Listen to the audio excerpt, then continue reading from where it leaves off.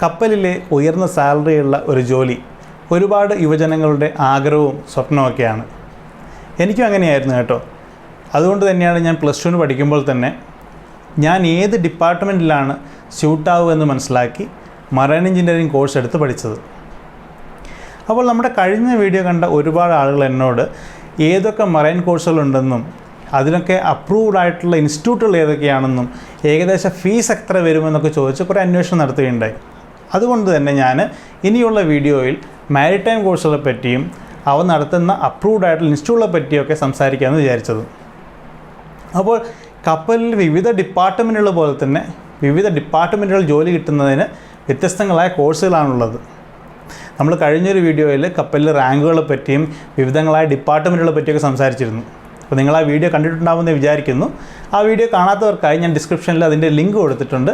അപ്പോൾ ആ വീഡിയോ നിങ്ങളൊന്ന് കാണുന്നത് നന്നായിരിക്കും. വിവിധങ്ങളായ ഡിപ്പാർട്ട്മെൻറ്റുകളിലേക്കുള്ള വിവിധങ്ങളായ കോഴ്സുകൾ ഞാൻ ഉദ്ദേശിച്ചത്, എൻജിൻ ഡിപ്പാർട്ട്മെൻറ്റിലാണ് നിങ്ങൾ ജോയിൻ ചെയ്യാൻ ഉദ്ദേശിക്കുന്നതെങ്കിൽ, ഒരു എഞ്ചിനീയർ ആയിട്ടാണ് നിങ്ങൾ ജോയിൻ ചെയ്യാൻ ഉദ്ദേശിക്കുന്നതെങ്കിൽ നിങ്ങൾ മറൈൻ എഞ്ചിനീയറിംഗ് കോഴ്സാണ് പഠിക്കേണ്ടത്. ഇലക്ട്രോ ടെക്നിക്കൽ ഓഫീസർ ആവാനുള്ള ആൾക്ക് ETO കോഴ്സും, ഡെക്കിൽ നാവിഗേഷൻ ഓഫീസർ ആവാനുള്ള ഒരാൾക്ക് BSc ഇൻ നോട്ടിക്കൽ സയൻസ് അല്ലെങ്കിൽ 1 year diploma course in nautical science, DNS program എന്നുള്ള കോഴ്സുകളൊക്കെയാണ് ഉള്ളത്. ഇനി അതല്ല കപ്പലിൽ റേറ്റിംഗ് ആയിട്ടാണ് കയറാൻ ഉദ്ദേശിക്കുന്നതെങ്കിൽ നിങ്ങൾക്ക് GP റേറ്റിംഗ് കോഴ്സാണ് ചെയ്യേണ്ടതായിട്ടുള്ളത്. അപ്പോൾ ഈ എല്ലാ കോഴ്സുകളെയും പറ്റി നമുക്ക് ഒരു വീഡിയോയിൽ കുത്തിത്തിരികെ പറഞ്ഞാൽ മൊത്തത്തിൽ കൺഫ്യൂഷൻ ആവും. അതുകൊണ്ട് നമ്മളിന്ന് ആദ്യത്തെ വീഡിയോയിൽ മറൈൻ എഞ്ചിനീയറിങ്ങിനെ പറ്റിയാണ് സംസാരിക്കുന്നത്. തുടർന്നുള്ള വീഡിയോകളിൽ നമ്മൾ മറ്റ് കോഴ്സുകളെ പറ്റിയും സംസാരിക്കാം. അപ്പോൾ നമുക്ക് നേരിട്ട് വിഷയത്തിലേക്ക് തന്നെ കടക്കാം. Welcome to merchant mariner.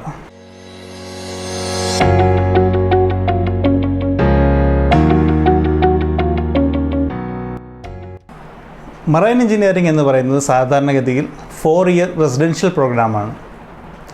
ഈ 4 കൊല്ലത്തെ മറൈൻ എഞ്ചിനീയറിംഗ് കോഴ്സ് കഴിഞ്ഞാണ് നമ്മൾ കപ്പലുകളിൽ ജോയിൻ ചെയ്യാറുള്ളത്.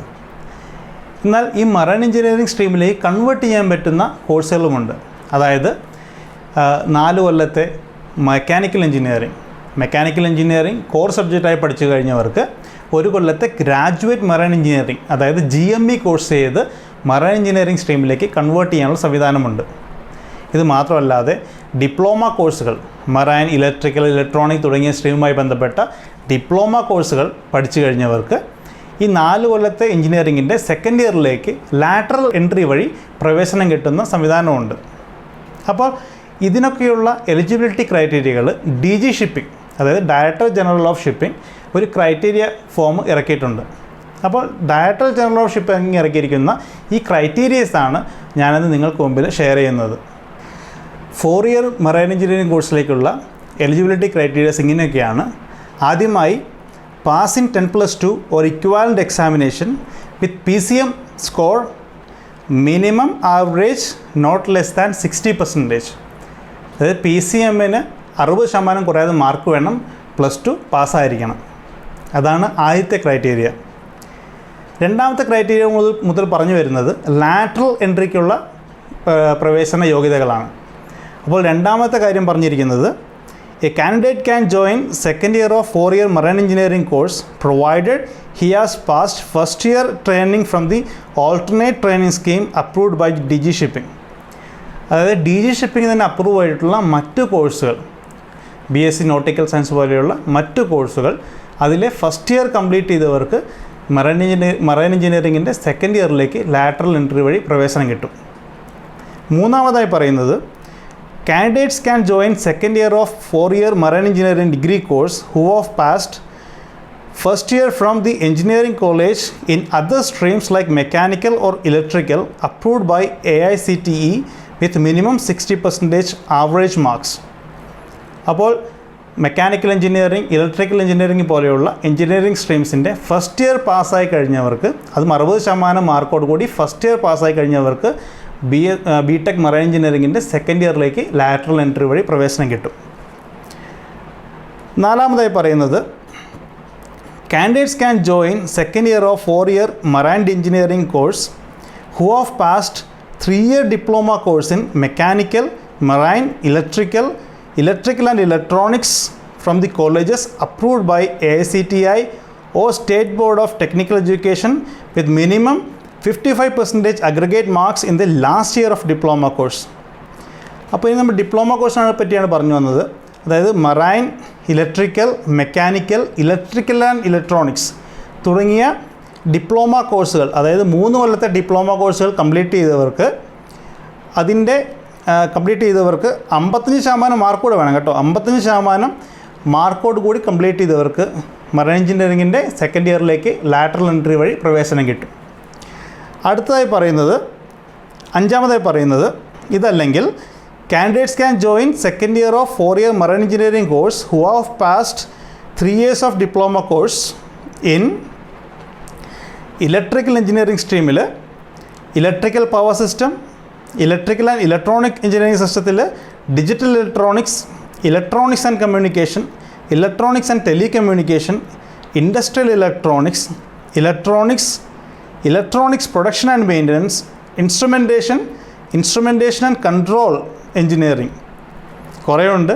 അപ്പോൾ ഈ ഡിപ്ലോമ കോഴ്സ്, അതായത് നമ്മൾ നേരത്തെ പറഞ്ഞ മെക്കാനിക്കൽ ആൻഡ് ഇലക്ട്രോണിക്സ് അല്ലാണ്ട് ഈ പറഞ്ഞ സ്ട്രീമുകളിൽ കൂടി ഡിപ്ലോമയുള്ളവർക്കും second year of marine engineering കോഴ്സിലേക്ക് ലാറ്ററൽ എൻട്രി വഴി പ്രവേശനം നേടാവുന്നതാണ്.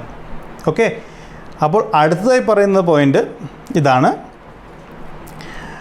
A candidate can join a second year of 4-year marine engineering course who have passed 4-year diploma in shipbuilding engineering from the colleges approved by AICTI or State Board of Technical Education with minimum 55% aggregate marks in the last year of diploma course. അപ്പോൾ ship building എഞ്ചിനീയറിങ്ങിൽ diploma course ചെയ്തവർക്ക് അവർക്കും 55% aggregate മാർക്കുണ്ടെങ്കിൽ marine എഞ്ചിനീയറിങ്ങിൻ്റെ second ഇയറിലേക്ക് lateral entry വഴി പ്രവേശനം നേടാവുന്നതാണ്.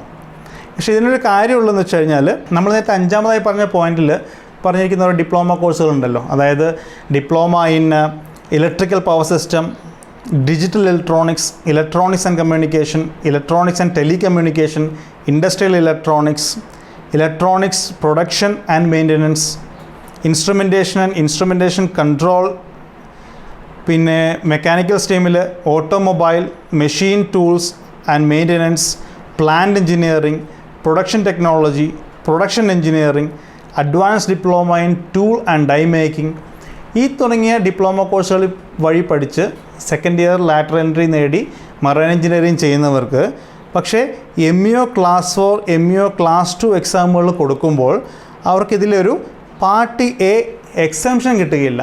അതായത് നമ്മൾ ഈ MEO ക്ലാസ് 4, ക്ലാസ് 2 എന്നൊക്കെ പറയുന്നത് നമ്മൾ 4th എഞ്ചിനീയർ ആവാനും പിന്നീട് സെക്കൻഡ് എഞ്ചിനീയർക്ക് ആവാനുമുള്ള ഗവൺമെൻറ്റിൻ്റെ എക്സാമിനേഷൻസാണ്. ഈ എക്സാമുകൾ എഴുതുമ്പോൾ സാധാരണ BS മറൈൻ എഞ്ചിനീയറിംഗ് പഠിച്ചു പോകുന്ന ഒരാൾക്ക് പാർട്ട് എ, പാർട്ട് ബി എന്ന് 2 തരത്തിലാണ് എക്സാമുള്ളത്. ഇതിൽ പാർട്ട് എ സബ്ജക്ട്സ് അവർ ഓൾറെഡി കോളേജിൽ പഠിക്കുന്നതുകൊണ്ട് അത് എക്സംപ്റ്റഡ് ആണ്. അപ്പോൾ പാർട്ട് എ എക്സംഷൻ അവർക്ക് കിട്ടുന്നുണ്ട്, പക്ഷേ പാർട്ട് ബി അവർക്ക് എഴുതണം. ഇത്തരത്തിലുള്ള ഡിപ്ലോമ കോഴ്സ് വഴി ലാറ്ററൽ എൻട്രി കിട്ടി വരുന്നവർക്ക് പക്ഷേ ഈ പാർട്ട് എ എക്സംപ്റ്റഡ് അല്ല എന്നതാണ് DG ഷിപ്പിംഗ് പറയുന്നത്. മറ്റൊരു കാര്യം നമ്മൾ ശ്രദ്ധിക്കേണ്ടത്, മറൈൻ എഞ്ചിനീയറിംഗ് കോഴ്സിന് എൻട്രി ക്രൈറ്റീരിയയിലുള്ള വളരെ ഇമ്പോർട്ടൻ്റ് ആയിട്ടൊരു പോയിൻ്റാണ് ഇംഗ്ലീഷ് ഭാഷയിലുള്ള പരിജ്ഞാനം. +2 കഴിഞ്ഞ് മറൈൻ എഞ്ചിനീയറിംഗ് കോഴ്സ് സെലക്ട് ചെയ്ത് പോകുന്നവർക്ക് 50% കുറയാതെ 10ാം ക്ലാസ്സിലോ 12ാം ക്ലാസ്സിലോ ഇംഗ്ലീഷിൽ മാർക്ക് ലഭിച്ചിരിക്കേണ്ടതാണ്.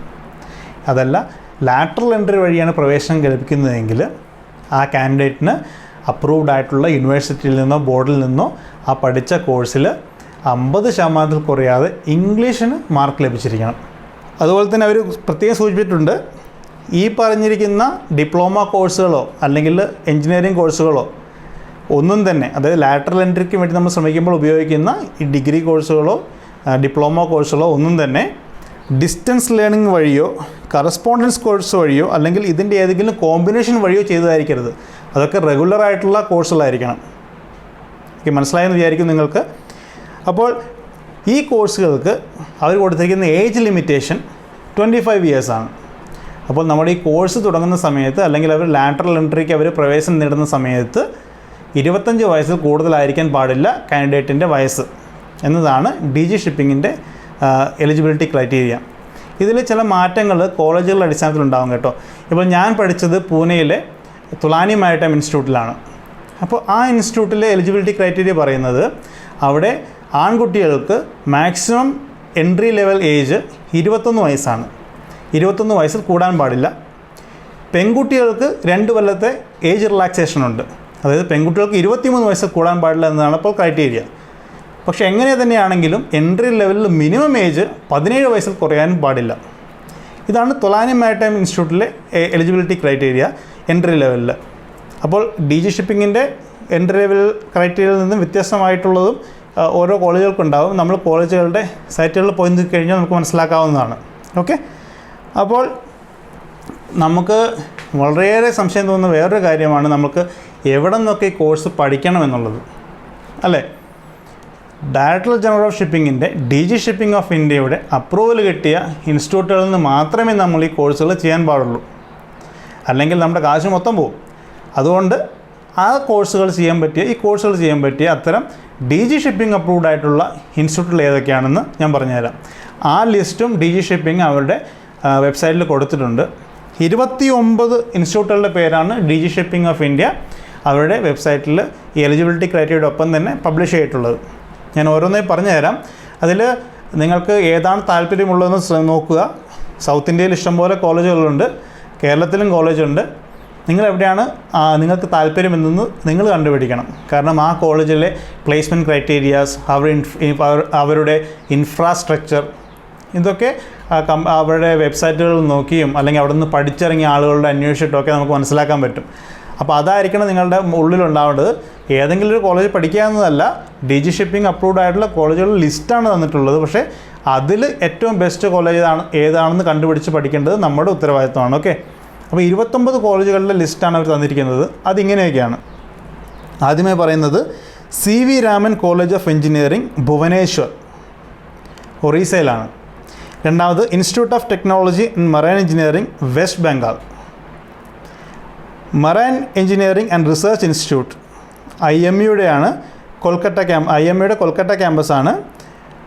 പക്ഷേ അവിടെ ഇത് മെറി എന്നറിയപ്പെടുന്ന ഇൻസ്റ്റിറ്റ്യൂട്ടിൽ അവരുടെ admission is through IIT JEE. അതുവഴിയാണ് അവരുടെ അഡ്മിഷൻ ഉള്ളത് കേട്ടോ. International maritime institute limited, greater Noida, ഡൽഹിയിലാണ്. Academy of maritime education and training, Chennai. Coimbatore marine college, Coimbatore.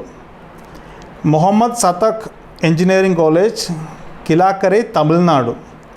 PSN college of engineering and technology, Tirunelveli. RL institute of nautical science, Madurai. Shri Venkateswara college of engineering, അതും തമിഴ്നാട്ടിലാണ്. Vels academy of maritime education and training, Chennai. GKM college of engineering and technology, Chennai. MANET, Maharashtra academy of naval education and training, Pune. അടുത്തത് ഞാൻ പഠിച്ച ഇൻസ്റ്റിറ്റ്യൂട്ടാണ്, Tolani maritime institute, Pune. The Praveenya institute of marine engineering and maritime studies, Visakhapatnam. Sams college of engineering and technology, Tiruvallur. International maritime academy, Chennai. Eurotech maritime academy, Cochin. Srinandanam college of engineering, Chennai.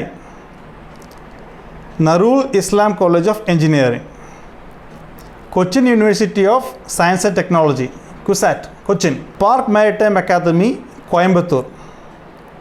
സിക്കോം engineering college, Kolkata. Samudra institute of maritime studies, Lonavala. Mangalore marine college, Mangalore. HIMT college, Kanchipuram, Tamil Nadu. Indian maritime university, Chennai campus. UV Patel college of engineering, Gujarat. Vishwakarma maritime institute, Pune. അങ്ങനെ 29 ഇൻസ്റ്റിറ്റ്യൂട്ടുകളുടെ പേരാണ് DG ഷിപ്പിങ്ങിൻ്റെ സൈഡിൽ തന്നിട്ടുള്ളത്. അപ്പോൾ DG approved ആയിട്ടുള്ള maritime കോഴ്സുകൾ, marine engineering course ചെയ്യുന്നത് ഈ 29 ഇൻസ്റ്റിറ്റ്യൂട്ടുകളാണ് മാത്രമാണുള്ളത്. DG അപ്രൂവ്ഡ് ആയിട്ടുള്ള അവർ കൊടുത്തിരിക്കുന്ന ലിസ്റ്റാണ് ഞാൻ തന്നിരിക്കുന്നത്. അപ്പോൾ നമ്മൾ അറിയേണ്ട വേറൊരു കാര്യം, ഇതിലേക്കുള്ള എൻട്രിക്ക് വേണ്ട യോഗ്യതകളാണ് നമ്മൾ പറഞ്ഞത്. ഇവിടേക്കുള്ള എൻട്രിക്കുള്ള എക്സാമിനേഷൻസ് നടക്കുന്നത് വേറെ രീതിയിലാണ്. ഇപ്പോൾ ഇന്ത്യൻ മാരിടൈം യൂണിവേഴ്സിറ്റി അപ്രൂവ് ആയിട്ടുള്ള ഒരു കോളേജാണെങ്കിൽ അവിടേക്ക് IMEയുടെ സെറ്റ് കോമൺ എൻട്രൻസ് ടെസ്റ്റ് എഴുതിയിട്ട് വേണം എലിജിബിലിറ്റിക്കുള്ള മാർക്ക് നേടാൻ. ഇനി അവരുടെ അഫിലിയേറ്റഡ് കോളേജസ് ആണെങ്കിൽ അവിടെ IMEയുടെ സെറ്റിൻ്റെ മാർക്കോ അല്ലെങ്കിൽ ആ ഇൻസ്റ്റിറ്റ്യൂട്ടുകൾ നടത്തുന്ന അവരുടെ എൻട്രൻസ് ടെസ്റ്റിൻ്റെ മാർക്കിൻ്റെ ബേസിലായിരിക്കും അവിടെ അഡ്മിഷൻ കിട്ടുക. ഇനി അതല്ല വേറെ യൂണിവേഴ്സിറ്റി ആണെങ്കിൽ ഇപ്പോൾ ചെന്നൈയിലുള്ള അമേറ്റ് യൂണിവേഴ്സിറ്റി ആണെങ്കിൽ അവിടെ അവരുടെ എൻട്രൻസ് വഴിയായിരിക്കും നമുക്ക് പ്രവേശനം ലഭിക്കുക. നമ്മൾ നേരത്തെ പറഞ്ഞ വേറൊരു വിഭാഗമാണ് ഗ്രാജുവേറ്റ് മറൈൻ എഞ്ചിനീയറിംഗ് കോഴ്സ്. അപ്പോൾ ഗ്രാജുവേറ്റ് മറൈൻ എഞ്ചിനീയറിംഗ് കോഴ്സിലേക്കുള്ള entry requirement minimum entry criteria ഇങ്ങനെയാണ്. എ ഗ്രാജുവേഷൻ, അതായത് BE mechanical engineering or naval architecture with minimum marks 50% in the final year and with a minimum 50% mark in English language at 10th or 12th or in degree exam. അപ്പോൾ mechanical എഞ്ചിനീയറിങ്ങോ naval ആർക്കിടെക്ചറോ core സബ്ജക്റ്റായി പഠിച്ചിട്ടുള്ളവർക്ക് അവരുടെ degree ചെയ്തതിന് ശേഷം, അവരുടെ engineering degree ലഭിച്ചതിന് ശേഷം GME graduate marine engineering course ചെയ്ത് marine എഞ്ചിനീയറിംഗിലേക്ക് convert ചെയ്യാവുന്നതാണ്. അപ്പോൾ ഈ നേവൽ ആർക്കിടെക്ചറും മെക്കാനിക്കൽ എഞ്ചിനീയറിംഗ് കോർ സബ്ജക്റ്റായി പഠിക്കുക എന്ന് വെച്ച് കഴിഞ്ഞാൽ ഒന്നെങ്കിൽ അത് മാത്രമായിട്ട് BE ഇൻ മെക്കാനിക്കൽ എഞ്ചിനീയറിംഗ് അല്ലെങ്കിൽ BE ഇൻ നേവൽ ആർക്കിടെക്ചർ പഠിക്കുക, അല്ലെങ്കിൽ അതുമായി ബന്ധപ്പെട്ട എഞ്ചിനീയറിംഗ്. പക്ഷേ mechanical and naval architecture core സബ്ജക്റ്റായി വരുന്ന എഞ്ചിനീയറിംഗ് പഠിച്ചിരിക്കണം. കോഴ്സുകൾ, അതായത് BE or BTech in mechanical engineering, അല്ലെങ്കിൽ mechanical and automation engineering, mechanical and electronics, mechanical and automobiles തുടങ്ങിയ കോഴ്സുകൾ.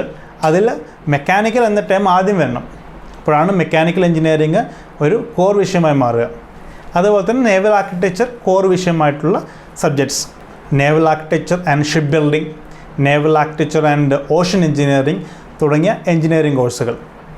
ഇത്തരം കോഴ്സുകൾ പഠിച്ചവർക്കും GME കോഴ്സിന് വേണ്ടിയിട്ട് അപ്ലൈ ചെയ്യാവുന്നതാണ്.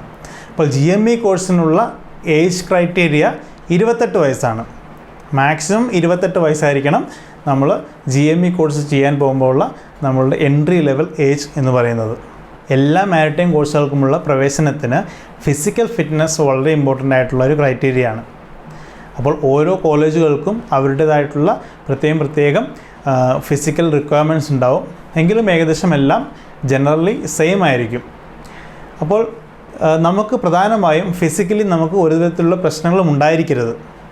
കിഡ്നിയോ ഹാർട്ടോ സ്കിന്നിനോ നമ്മളുടെ മറ്റ് നെർവസ് സിസ്റ്റത്തിനോ ഫിസിക്കൽ കണ്ടീഷൻ പോലെ തന്നെ മെൻ്റൽ കണ്ടീഷനോ ഒന്നും യാതൊരു വിധത്തിലുള്ള തകരാറുകളും ഉണ്ടായിരിക്കരുത്. അതേപോലെ തന്നെ ഇമ്പോർട്ടൻ്റ് ആണ് നമ്മളുടെ കാഴ്ചശക്തി.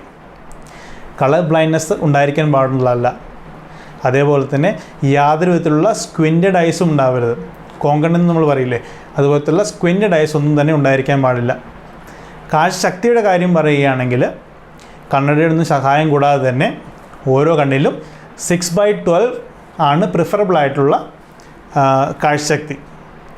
6/6 വിഷൻ ആണ് നോട്ടിക്കൽ സയൻസിനുള്ള റിക്വയർമെൻറ്റ്. ലുക്കൗട്ട് ഡ്യൂട്ടീസ് പ്രത്യേകിച്ച് ഉള്ളതുകൊണ്ട് അവർക്ക് 6/6 വിഷൻ വളരെ ഇമ്പോർട്ടൻ്റ് ആണ്. മറൈൻ എഞ്ചിനീയേഴ്സിന് 6/6 ആവശ്യമില്ല, എന്നാലും തന്നെ പ്രിഫറബിൾ ആണ് 6/6 ഉണ്ടെങ്കിൽ വെരി ഗുഡ്. പക്ഷേ 6/12 വിത്തൗട്ട് എനി 8 6/12 രണ്ട് കണ്ണിലും ഉണ്ടെങ്കിൽ ഇറ്റ്സ് ഓക്കെ, ഗുഡ്. അല്ലെങ്കിൽ ബെറ്റർ ആയിട്ടുള്ള കാഴ്ചശക്തിയുള്ള കണ്ണിൽ 6/9 അടുത്ത കണ്ണിൽ 6/18 ഉണ്ടെങ്കിലും it is acceptable. Colour blindness ഒട്ടും തന്നെ ഉണ്ടാകാൻ പാടുള്ളതല്ല. ഇനി നമ്മൾ എല്ലാവരും പ്രത്യേകിച്ച് ആകാംക്ഷയോടെ നമ്മൾ ചോദിക്കുന്ന ചോദ്യമാണ് ഈ കോഴ്സുകൾക്കൊക്കെയുള്ള ഫീസ് എത്രയാണെന്നുള്ളത്. അപ്പോൾ മറൈൻ എഞ്ചിനീയറിംഗ് കോഴ്സ് ചെയ്യാനുള്ള ഒരു ഏകദേശ ഫീസ് സ്ട്രക്ചർ എന്ന് പറയുന്നത് 12 മുതൽ 22 ലക്ഷം വരെയാണ്. ഓരോ കോളേജുകൾക്കനുസരിച്ചും യൂണിവേഴ്സിറ്റികൾക്കനുസരിച്ചും ഈ ഫീസിൽ വ്യത്യാസം ഉണ്ടാകും. ഓരോ കോളേജുകളും അവരുടെ ഇൻഫ്രാസ്ട്രക്ചർ, അവരുടെ ഫെസിലിറ്റീസ്, പ്ലേസ്മെൻറ്റ്സ് തുടങ്ങിയവയൊക്കെ പരിഗണിച്ചാണ് അവരുടെ ഫീസ് നിശ്ചയിക്കുന്നത്. അതുകൊണ്ട് 4 കൊല്ലത്തെ BTech മറൈൻ എഞ്ചിനീയറിങ്ങിന് നമുക്ക് 12 മുതൽ 22 ലക്ഷം വരെയുള്ള ഒരു ഫീസ് പ്രതീക്ഷിക്കണം. തുടർന്ന് വരുന്ന GME കോഴ്സിന്, 1 കൊല്ലത്തെ ഗ്രാജുവേറ്റ് മറൈൻ എഞ്ചിനീയറിംഗ് കോഴ്സിന് നമുക്ക് ഏകദേശം ഒരു 3 ലക്ഷം മുതൽ 5 ലക്ഷം വരെയുള്ള ഒരു ഫീസാണ് പ്രതീക്ഷിക്കേണ്ടത്. അപ്പോൾ ഇതിൽ ചേരാൻ ഉദ്ദേശിക്കുന്നവർ സ്വന്തമായി ഇത്രയും കാശ് മുടക്കി പഠിക്കാൻ കഴിവുള്ളവരാണെങ്കിൽ അവർക്ക് കുഴപ്പമില്ല. മറ്റുള്ളവർക്ക് വിദ്യാഭ്യാസ ലോണുകൾക്കൊക്കെ അപ്ലൈ ചെയ്യുവാൻ ഏകദേശം ഇത്രയും തുക മനസ്സിൽ കണ്ടുവേണം പ്രിപ്പയർ ചെയ്യുവാനായിട്ട്. GME കോഴ്സിനെ കുറിച്ച് സംസാരിച്ചപ്പോൾ ഞാൻ GME കോഴ്സ് ചെയ്യുവാൻ വേണ്ടിയിട്ട് DG ഷിപ്പിംഗ് അപ്രൂവ്ഡ് ആയിട്ടുള്ള എത്ര കോളേജുകളുണ്ടെന്നതിനെ പറ്റി ഞാനൊന്നും പറഞ്ഞിട്ടില്ലായിരുന്നു. ഏകദേശം 22 കോളേജുകളാണ് ഈ കോഴ്സുകൾക്കായിട്ട് DG അപ്രൂവ് ചെയ്തിട്ട് അവരുടെ സൈറ്റിൽ ലിസ്റ്റ് ചെയ്തിട്ടുള്ളത്. ഈ 22 കോളേജിൽ പല കോളേജുകളും നമ്മൾ BTech ഇൻ മറൈൻ എഞ്ചിനീയറിംഗ് ചെയ്യുന്നതിനുള്ള കോളേജുകളുടെ ലിസ്റ്റിൽ പറഞ്ഞിട്ടുള്ളതാണ്, ചില കോളേജുകൾ പറഞ്ഞിട്ടില്ല. അപ്പോൾ ഈ കോളേജുകളുടെ പേരുകളും വിവരങ്ങളും ഞാൻ നമ്മുടെ ഡിസ്ക്രിപ്ഷനിൽ കൊടുക്കുന്നുണ്ട്, നിങ്ങൾക്ക് അവിടെ നോക്കാവുന്നതാണ്. അപ്പോൾ ഇത്രയൊക്കെ കാര്യങ്ങളാണ് എനിക്ക് മറൈൻ എഞ്ചിനീയറിംഗ് കോഴ്സ് ചെയ്യാൻ ഉദ്ദേശിക്കുന്നവർക്ക് പറഞ്ഞു തരാനുള്ളത്. നമ്മൾ ഈ വീഡിയോയിൽ മറൈൻ എഞ്ചിനീയറിംഗ് കോഴ്സ് ചെയ്യാൻ ഉദ്ദേശിക്കുന്നവർക്ക് ആ കോഴ്സ് തിരഞ്ഞെടുക്കുമ്പോൾ വേണ്ട എലിജിബിലിറ്റി ക്രൈറ്റീരിയാസും ഈ കോഴ്സിലേക്ക് കൺവേർട്ട് ചെയ്തു വരാനുള്ള മെത്തേഡുകളും ലാറ്ററൽ എൻട്രി എങ്ങനെയാണ് നേടുന്നതിനുള്ള യോഗ്യതകളും ഏകദേശ ഫീസ് സ്ട്രക്ചറും കൂടാതെ തന്നെ DG അപ്രൂവ്ഡ് ആയിട്ടുള്ള കോളേജുകൾ ഏതൊക്കെയാണെന്നൊക്കെ നമ്മൾ പറയുകയുണ്ടായി. അപ്പോൾ ഈ വീഡിയോ നിങ്ങൾക്ക് ഉപകാരപ്രദമായെന്ന് തോന്നുമെങ്കിൽ തീർച്ചയായും ഒരു ലൈക്ക് ചെയ്യുക. മാത്രമല്ല ഈ വീഡിയോ ആവശ്യമാണെന്ന് തോന്നുന്നവർക്ക്, ഈ വീഡിയോ കണ്ടാൽ ഒരു കരിയർ പാത്ത് ഡിസൈഡ് ചെയ്യാൻ പറ്റുമെന്ന് തോന്നുന്നവർക്ക് ഈ വീഡിയോ നിങ്ങൾ ഷെയർ ചെയ്ത് കൊടുക്കുക. നമ്മുടെ ചാനൽ ഇനി നിങ്ങൾ സബ്സ്ക്രൈബ് ചെയ്തിട്ടില്ലെങ്കിൽ തീർച്ചയായും സബ്സ്ക്രൈബ് ചെയ്യുക, ആ ബെൽ ഐക്കൺ കൂടി ഒന്ന് എനേബിൾ ചെയ്യുക. അപ്പോൾ അടുത്ത വീഡിയോയിൽ നമ്മൾ എന്തായാലും ETO course, BSc nautical science, diploma in nautical science, GP rating തുടങ്ങിയ കോഴ്സുകളെ പറ്റിയും അവയുടെ eligibility criterias, fees structure, approved colleges എന്നിവയെക്കുറിച്ചൊക്കെ നമ്മൾ സംസാരിക്കുന്നതാണ്. അപ്പോൾ ആ വീഡിയോയുമായി എത്തുന്നവരെ അഡിയോസ് അമീഗോസ്.